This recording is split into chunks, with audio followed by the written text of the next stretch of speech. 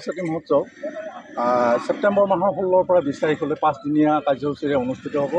আৰু এই ক্ষেত্ৰত আমাৰ খটৰা সত্ৰৰ পূৰ্বতে যেনেকৈ পৰিচালনা কৰি আহিছিলোঁ, মানুহৰ সমাগমলৈ লক্ষ্য ৰাখি আমি এইবেলি আধ্যাত্মিক দিশটো কেৱল সত্ৰ পৰিচালনা সমিতিয়ে আমি নিয়ন্ত্ৰণ কৰিম বা চাম, আৰু বাকী যিখিনি বাহ্যিক যান জঁট বা ৰাস্তা ঘাট অন্যান্য যিখিনি থাকিব আপ্যায়ন, আটাইখিনি আমি এখন ৰাজহুৱা সমিতি কৰি দিব বিচাৰিছোঁ।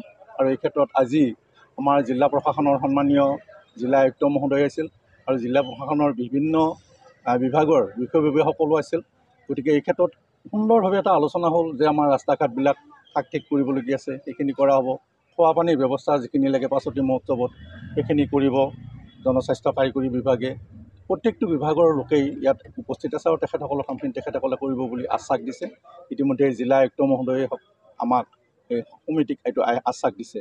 আৰু তেনেক্ষেত্ৰত ৰাইজৰ ফালৰ পৰা এটা পৰামৰ্শ আহিল যে এইবেলি আমি ৰাইজেই বাৰু সুন্দৰভাৱে পৰিচালনা কৰিম, যান জঁট নহওক, যাতে দৰ্শনাৰ্থীয়ে সত্ৰৰ ওচৰত আহি সেৱা ল'ব পাৰে এই ব্যৱস্থাটো কৰা হওক।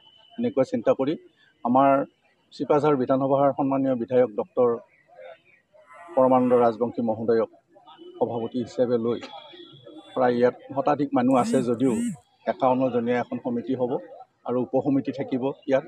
আৰু সেই উপসমিতিসমূহে বিভিন্ন দিশ নিৰীক্ষণ কৰিব, চোৱা চিতা কৰিব আৰু আঞ্চলিক ৰাইজে ইয়াত সহযোগ কৰিব।